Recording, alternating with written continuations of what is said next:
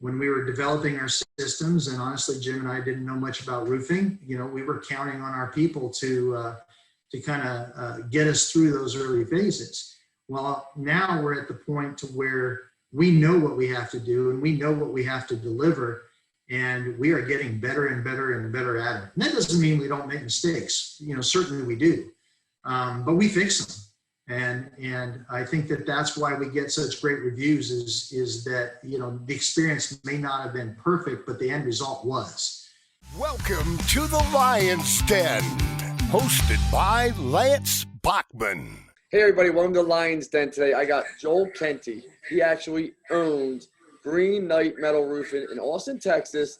And Joel, I got to meet you 4 years ago exactly almost at the bar at the Cosmopolitan having a drink. And you were just starting your company. We're at a conference together, and we just started BSing. How you been, brother? Good. It's been all good. Why are we not at Vegas at the bar right now doing this again? Yeah, exactly, right? Be bad. So, Joel, when I met you, you just, I think, were just starting Green Knight Metal Roofing. It was you, your cousin. He was in tech.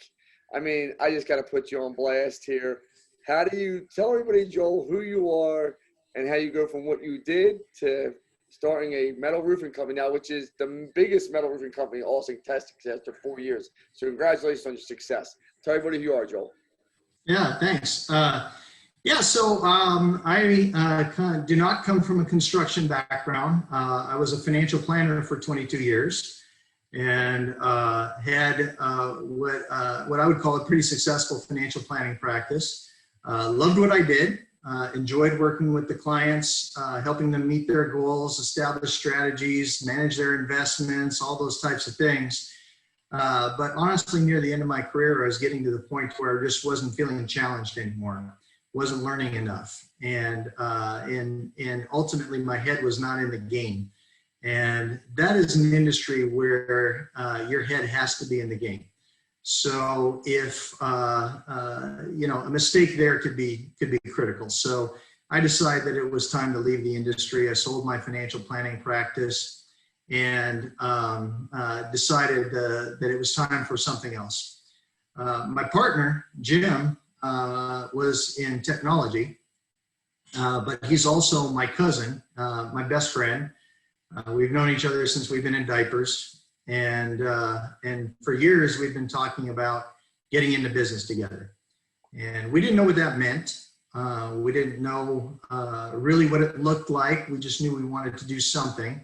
So about the time I was ready to leave my practice, he was finishing up a big consulting job. And the timing was right for us to go out and start looking for a business to buy. And we looked at everything. We found there was these bouncy houses for kids. There was coffee shops. There was, windows and siding company. We came really close to buying a bakery, pretty much iconic bakery here in Austin. It's very famous, been around for a long, long time. We actually got outbid on that one, and we were kind of disappointed because we were starting to get pretty excited about being bakers. But when we came across the metal roofing company for sale, it piqued our interest. Central Texas is growing like crazy. Construction in this town is growing like crazy. Jim and I are both very eco-conscious, so we like the product. It's made from recycled material. It's recyclable at the end of its life, very durable, very energy efficient. And so, the business itself was somewhat established. It had been around for 10 years. And while we decided to go ahead and make an offer and do the due diligence, we found that there was definitely going to be some challenges, not only just from lack of knowledge of the industry, but the business itself had some challenges to it that we knew we were going to have to address. But we decided to jump in and make the purchase, not knowing a thing about roofing or metal roofing or construction or anything. So there must be a quick learn because you took this company in 4 years from about $1 million in revenue to about 4.5 last year. And I'm assuming this year in 2021, you're going to hit about 6 million to 7 million. Is that? That's the target, correct? Yeah. Okay, so you have this growth. I mean, what's day one that you own a roofing company? I mean, it's a metal roofing company. What's day one like? You show up, hey guys, I'm here. I'm your Right. financial planner. You want to talk about IRAs? What do you guys want to talk about? I mean, tell me Yeah, about those- those. Those conversations didn't really come up, but no, I mean, we worked out a transition plan with the prior owner. So he was there, I believe it was for 90 days. And so he was our coach. You know, he taught us the difference between a rake and a drip edge, and all these terms that we had no idea what they were, and taught us how the products and who all the suppliers were and all that kind of stuff. So I think that if we had just decided, hey, let's go start a metal roofing company, it would have been a very different experience. But having the prior owner there with us, coaching us through it for the first 90 days, I think was crucial. So you guys come in, you're passionate, you're hungry, you buy this business, right? I mean, it's time to make the donuts, right? You didn't get the bakery, you got time to make the donuts here, right? Okay. Right. You have your 90 days in, this gentleman leaves. You must have said, I'm going to bring some things I learned before and do things differently, because a business that's been around for 10 years is doing $1 million. You do 4.5 in 4 years. That's a big jump. Can you explain to us like what you decided to do differently than what he was doing, and what a lot of businesses that have been out there doing $1 million don't do to scale? Right. Yeah, I think that one of the very first things that we did was sit down with all of the existing employees, and I think that there were 9 at the time. And obviously pick their brains about what they liked and what they didn't like, and what went well and what didn't do well. And one of the things that I did extremely well with my financial planning practice is I had everything completely systematized. If this happened, we do this. If this happens, we do this. And there was never any question about whose responsibility it was or what had to be done. And so the very first thing that we tackled was starting to put some systems in place. Prior owner had everything in his head. And so if anybody needed any information about a job, they always had to go to him. Hey, what's going on with the job? What's going on with this? What's going on with that? And you can't scale like that. And,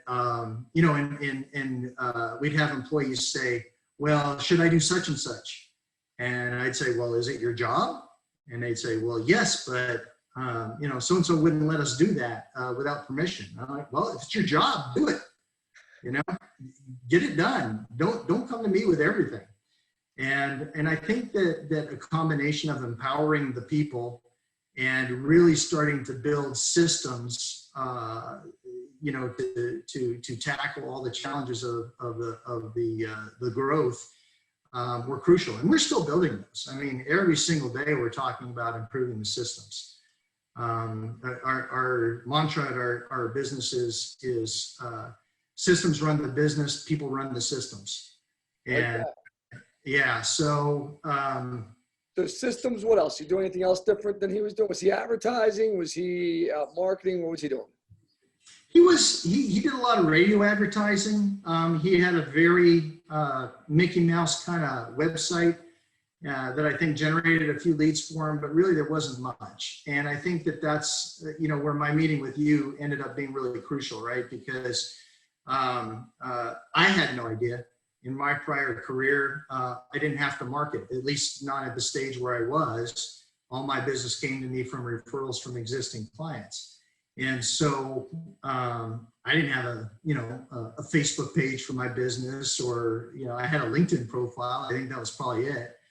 And so learning from you and your team about, all the different aspects of social marketing, using Facebook and LinkedIn and Google My Business and putting in a website in place that actually is actively managed. I think that the website the prior owner had hadn't been touched since the day it was implemented, probably 5 or 6 years earlier.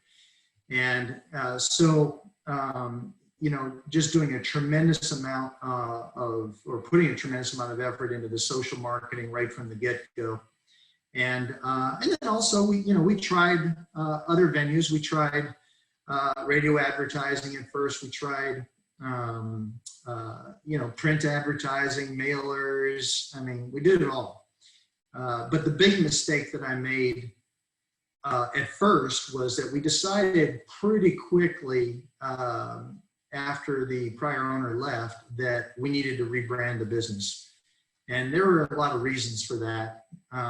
But we decided it needed a different name and it needed a different image and something that we could be more creative with in our marketing.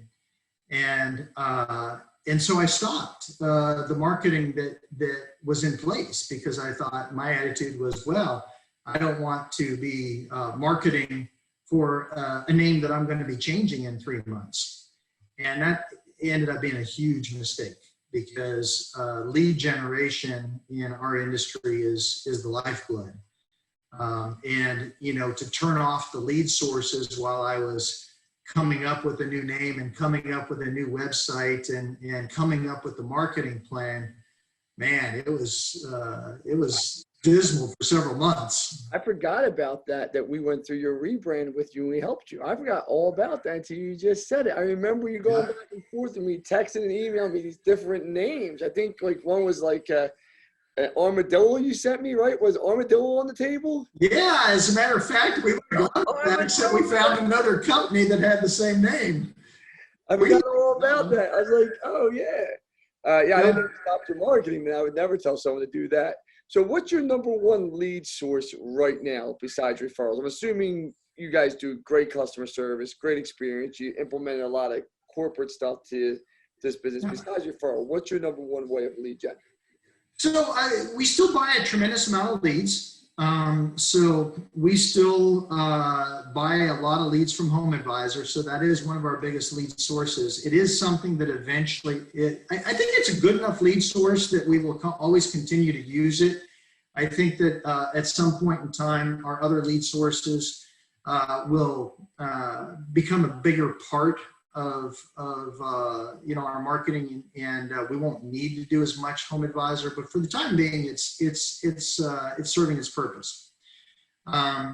But equal to Home Advisor is lead generation from SEO. It's leads coming in through the website. People calling us up saying, "Hey, I Googled you guys, or I Googled metal roofing, and you guys came up first." Or you guys have a great web presence. I saw all your reviews and all those kind of things. And so that is probably equal in number of leads to what we get from Home Advisor. But I would also say that the quality of leads that we get from our own lead generation is much higher. Home Advisor, you're buying that lead, they're selling it to 2 or 3 other contractors. And so immediately you're in a situation where you're in a competitive environment. With our own SEO and our own lead generation, they've been to our website. They've snooped around. They've looked at the website, and they're already somewhat educated on who we are and what we do. And in most cases, they've already checked out our reviews before they even contact us. And so we find that our web leads close at a higher rate and typically close larger deals than what we get from Home Advisor. Here's a question for you, because you brought it up. Most people, and you've seen me speak now, I think when I was there with you, Facebook or Google might have been with me there, might not have been at that time, but most people think someone just does a quick search, and like you said, I saw you at the top metal roofing company, and they might convert right away. Like you said, people call you up and say, also, I checked out your reviews, I saw your social media. Do you think the buyer is becoming more savvy, looking at more things than just your website after they find you? Do you think there's more of a discovery phase? Yeah, there's no doubt in my mind that that's the case. Now, again, from a Home Advisor, it's one step better than a cold call, right? They know someone's going to call them, but other than that, it's they haven't done any research at all on us, right?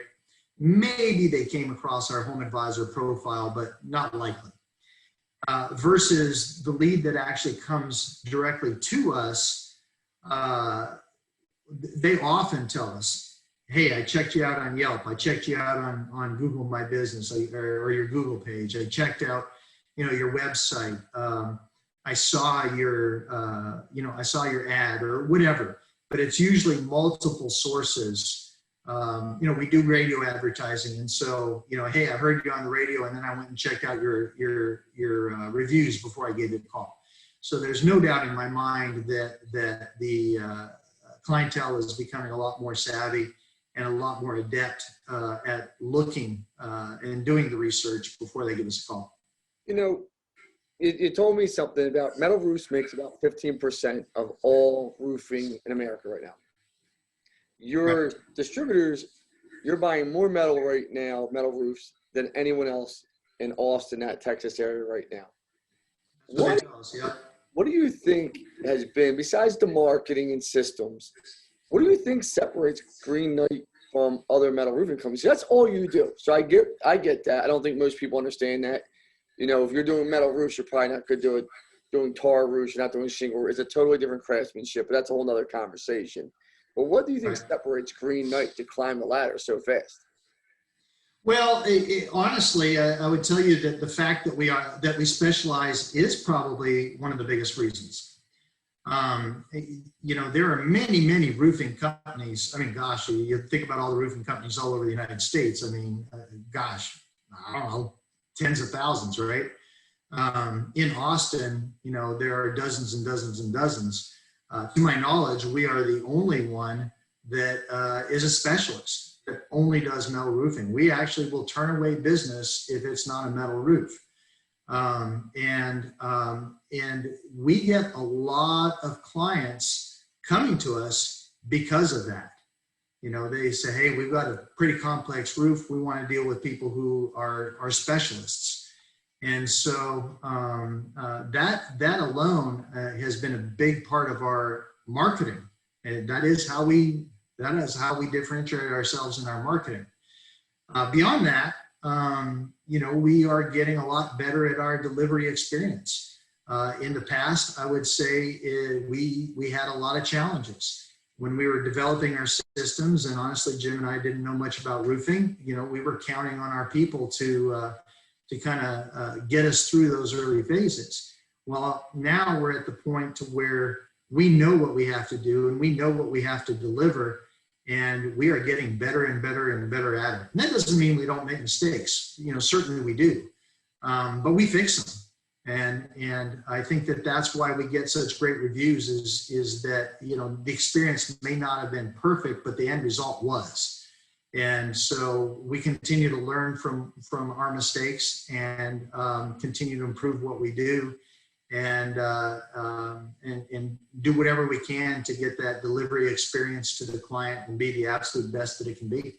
So when we talked 4 years ago, you're coming from being a financial advisor. You probably didn't think reviews and social media would impact you. I mean, I knew we talked about SEO a lot that day at the Cosmopolitan. Right. A lot. We talked about PPC. We talked about remarketing. But social media was kind of like, and then reviews were kind of like, which I always believed in social media. How has your mind shifted now that people are saying to you, I see you on Facebook, I see your reviews. Are you a believer now, or are you still, Well, I think I was a believer back then. It was just something that I didn't know anything about. But I am definitely a believer now. There is no doubt in my mind that you have to have a strong social presence in today's market. There's just no doubt about it. And Google is the one that I think that we hear the most from. I Googled you, or I saw your reviews on Google, or something like that. Certainly we hear it from Yelp, and certainly we get quite a bit of contact from our Facebook page as well. But Google by far is the most. Google's the killer, the 800-pound gorilla in the service industry. It's Right. just the multiple touch points where even for hiring employees, they're going to your social media page, checking out your culture. Could you talk about that, how you're using that? That's an interesting point. We do use Facebook for our recruiting. It has been one of the best ways to find our new people. And we've been growing quite dramatically. As I said, when we bought the business, it had 9 employees. I think we're up at about 35 now. Amazing. And a good amount of those employees came to us from Facebook ads. You never have thought that, right? Never, no. So here's my question to you. You probably never looked at yourself as a leader. Now you're in charge of 35 lives, their family. People don't understand the responsibility. I try to explain to people. Someone said to me, Lance, how do you put your head on the pillow at night and sleep? You got over 200 and some employees among all your companies. I'm like, you learn as you grow. Can you talk about that transition where we get just a financial advisor? You probably had you and maybe 1 or 2 other people on your staff. Right. Probably right. And now you've got 35 lives that rely on you. The community now looks at you as a leader because you have your size organization. You're involved in the community at some levels. I'm sure we talk about that. Can you talk about that transition from, I don't use the word employee when you had your own financial planner, but you definitely aren't the leader that you have to be today. Can you talk about that transition? Yeah, that's not something I've given a tremendous amount of thought to, quite honestly. Now that you mentioned it, the stress level has just gone up. But no, we do take our role as leaders very, very seriously. Our people are extremely important to us, and not only from the standpoint of we want them to enjoy working where they are. We want them to grow. We're encouraging them to take classes and get certifications and do those types of things so that there's professional development in addition to enjoying working for Green Knight. So I think that's part of leadership, right? Is helping people to develop and grow and become better at what they do and what they want to do. What would you say the biggest lesson you learned about yourself being a leader in your role is? That you communicate to someone else that's either buying or starting a company? What would you say you had to figure out on your own that was pretty tough? We took a lot of lumps, particularly those early years. I mean, every single day we were learning lessons, but we were not only learning lessons, we were learning expensive lessons. And, when you have to do someone's roof twice because it wasn't properly supervised or what have you. I mean that's a big learning, right? So I don't know that I have one thing that I would call the biggest lesson, as much as it's just been a tremendous evolution of lessons, starting out with very, very expensive lessons. And fortunately here recently, not quite so many of those. But there isn't a day that goes by that we're not learning something new about the industry or the market, or about our product or about our people. And that's what's exciting about it. Tell me, everybody wants to be an entrepreneur. You're on social media now. Everyone thinks they're the next whatever, right? Kardashian, it's going to happen overnight. True entrepreneurs, they doubt themselves at times. They are very scared going into it. They're very nervous. This isn't a movie. I'm running my first day. When you're driving to work your first time in there, you're like, oh shit, I just got to be like everything, you're thinking all these different thoughts when you're starting a company or building a company, whatever it may be. Can you tell me about the defining moment when you knew you had that all moment? You were like, we got this. We're going to get through this and we're going to make it work. Can you talk to me about that? Yeah, I don't know that that's happened yet. I mean, you seem like you're doing pretty good.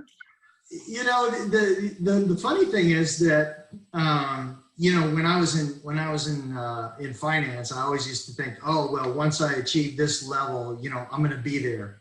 And then you'd achieve that level and you say, okay, well, once I achieve this level, then, I will have made it. And, the bar just kept getting higher and higher and higher and higher. And I think that we're kind of in the same boat is that we have accomplished a tremendous amount in the last 4 years, but we are nowhere near where we think we're going to be. No, when I say defining moment, meaning you know this business would work, it's not going to fail. Not that I made it financially, not that I'm not my goals, but I know I made it. I don't have to worry about the lights being turned off and it's all found. Yeah. And again, I'm not sure we're there yet. No, I mean, I think that, you know, the thing about business, right, is that you're cooking along, everything's going great, you know, things are just all cylinders are firing, and then COVID happens, right? And so, you know, it's stuff like that has the potential to derail you at any given time, and that's the difference between being an entrepreneur and being an employee. Mm-hmm. You know, when you're an employee, again, you could be laid off, but you know, there's a level of security to being an employee for a big company, and you've got a benefits program and all of these types of things, right? When you're an entrepreneur, sometimes there is no safety net, and No, there is no safety net. yeah, and I mean, for small business entrepreneurs, for the big airlines, yeah, the government will bail them out. For these big corporations, the government will bail. No one's bailing Joel out. No one's bailing Lance Bachman out. It's Sarah and I are see you. Bye bye. yeah, exactly, and that's why I say that you know, I think that we're still, you know, on you know, always on the edge. I mean, yes, I think that we're going to survive, and yes, I think we're going to be tremendously successful. But as an entrepreneur, you always have to have, I think that some level of doubt in there, because that's what drives you to continue to keep pushing. The second you step back and you say, okay, I got this, something's going to bite you. You brought up COVID, so let's just put it out there. Crazy time of year. People, you're down in Texas. You're in Austin, more Democratic part of Texas than the rest of Texas, which is pretty Republican. You know, what advice would you give to people right now in the roofing industry, not just metal, that are struggling because of the pandemic? That some roofing companies are flourishing, some are struggling, because I truly believe the roofing companies that are flourishing have the entrepreneurial spirit like you. They know to advertise more. They know to put systems in place, processes, customer experience. The smaller organizations don't know how to pivot and change. What advice would you give that you've used in the last year? Yeah, so I think that probably the biggest piece of advice I would give to somebody who's maybe struggling or maybe new in the business is, of course, just keep your head down and keep at it. But one of the mistakes that I made early on in my finance career, and I would say we also made in the early stages of having this roofing company, is you tend to take any client that has a pulse in their checkbook, right? And all business is good business, and then that's not necessarily true. In fact, not at all true. So when I was in finance, it took me a few years to learn that lesson, but eventually you got to the point to where you start learning who you say no to. You know, I'm going to work with this type of client, or I'm going to work with these you know, clients that have this particular goal or these particular characteristics. And I think that that's no different in the home improvement industry. Is you can have projects that are too small, and you're thinking, oh, well, I'm going to take this because it's business right now. And you know, these people may beat you up on price, and then once you get the deal and you're trying to do the job, and they're small mistake, and what little profit was in that business or in that job is gone, right? And so, you know, I guess the advice would say is be very particular about the type of clients that you want to work with, and make sure that your pricing is fair. And fair is not only fair to them; it's fair to you. And it's something that one of our recent interactions said, you know, a great example of a horse trade is when everybody leaves on a horse, right? No doubt. You know, you want to make sure that you're dealing with people who respect you as a professional and are going to pay you appropriately for the work that you do. You know, and you talk about horse trade, everybody walking out with a horse, you know, moving, you know, said Google gives you better leads. I'm assuming the average metal roof still costs somewhere between 10 and 20,000. Is that an accurate number? A small project for us would be 20,000. And a bigger one, 50,000. Yeah, I mean, we've done six-figure roofs. So 6-figure roofs. So would it be safe to say, I'm not trying, if you're spending $2-3 grand a month on, or let's say 5,000 a month on digital marketing, what do you X that every month about on ROI, would you say, ballpark? Oh man, I've never done that math. That would, I guess, would be good to know. I'm just curious. Yeah.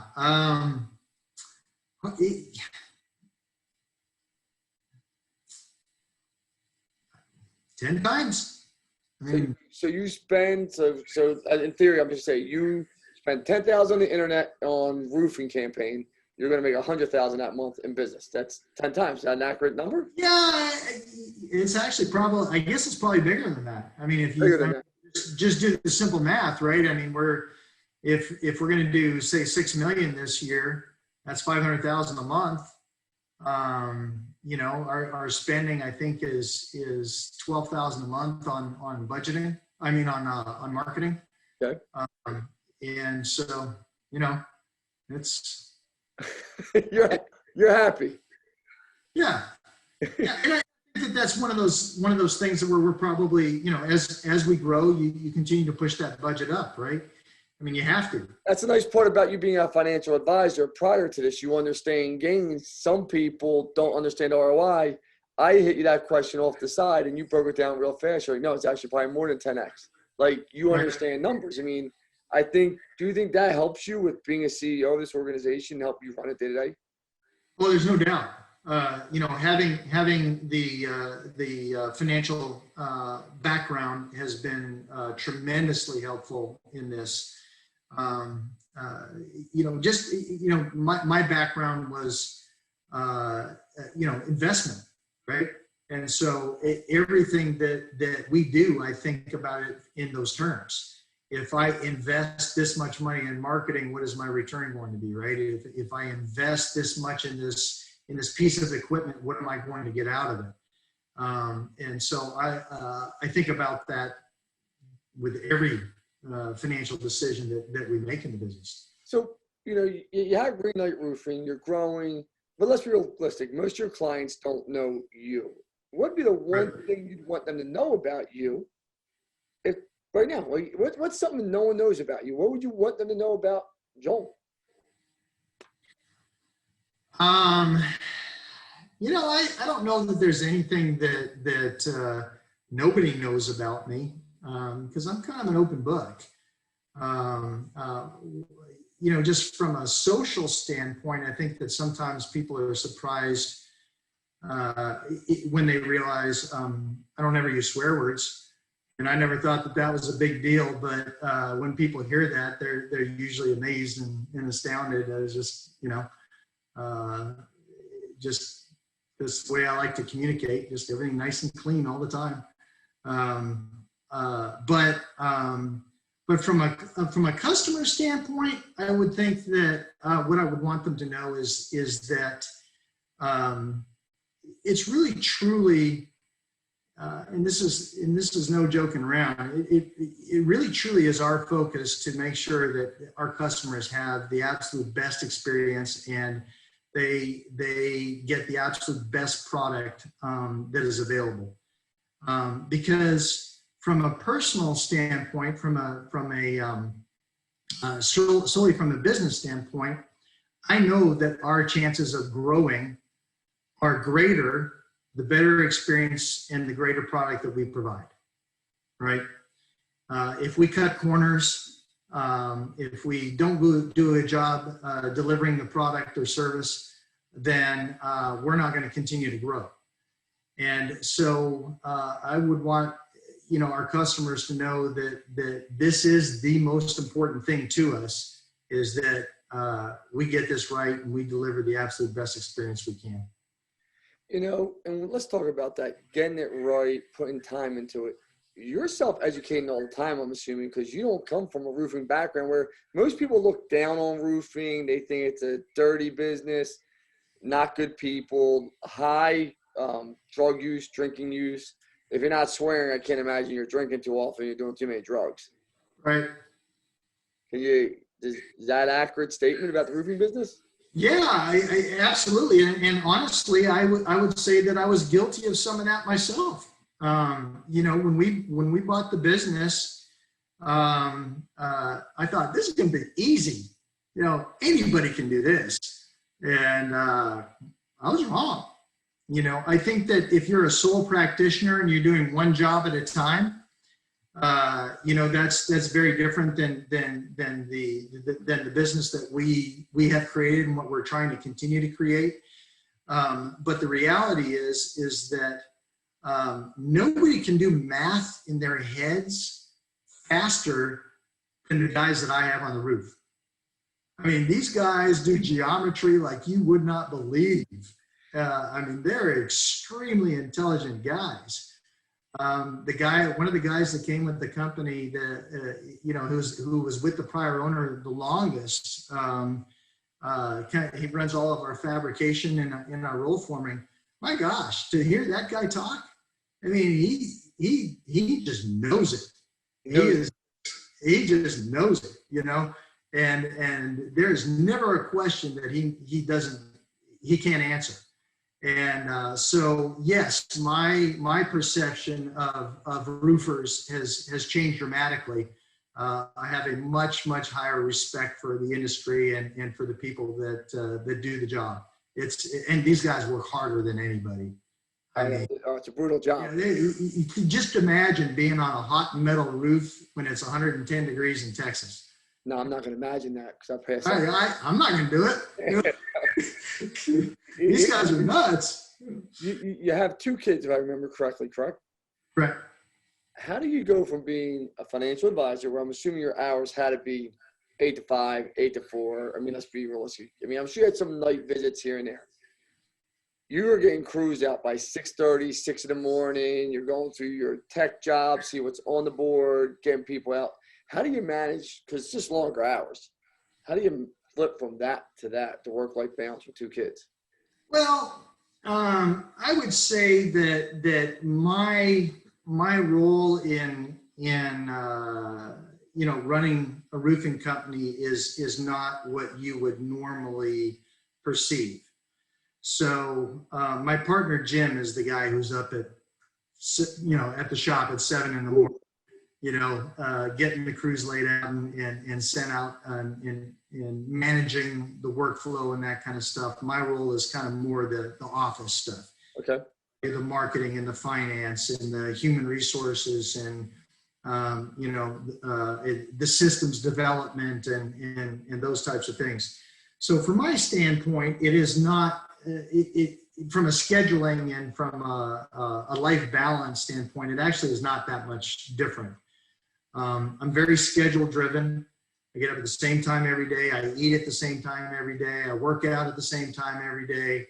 And I leave the office at the same time every day. And everybody knows my schedule. And nobody would ever schedule something to me outside of my schedule unless they checked with me first. And so from that standpoint, I am able to maintain, you know, the quote work-life balance, because I schedule out everything. I even schedule out, you know, my activities, my fun stuff. It's on my calendar. No, so, I hear that. So let's talk about that. You said you handle marketing. On the final roar, because this is a marketing show and about growing your business. In the last 4 years, how has digital marketing and social media just transformed your business forever, do you believe?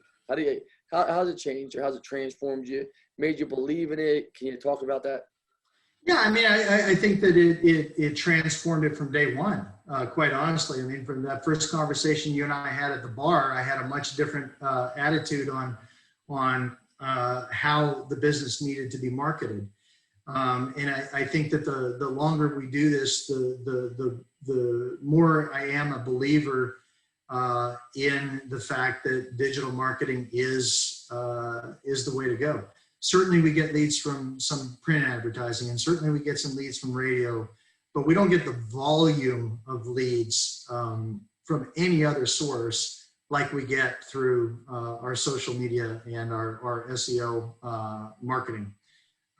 It is really the only way to market a home improvement business. Well, Joel, I know you're busy. I want to thank you for being on the Den. I appreciate it. Congratulations on all your success. I hope you understand, because a lot of my viewers would love to have a $6 million business this year, right? And you grew it from $1 million. It's unheard of in such a short amount of time, especially for two people with no industry background. You should be looked at from everyone that wants to be an entrepreneur and say, these are the people I should be talking to. How did they do it? They had no experience. They had no friends guiding them along the way. You just pretty much, I hate to use the word, you manned up or womaned up. It doesn't make a difference. But you powered up and said, I'm going to go do it. And you did it. Congratulations to you and all your success, man. All right. Well, thanks a lot. I really appreciate it. No problem. Joel, thank you for being on.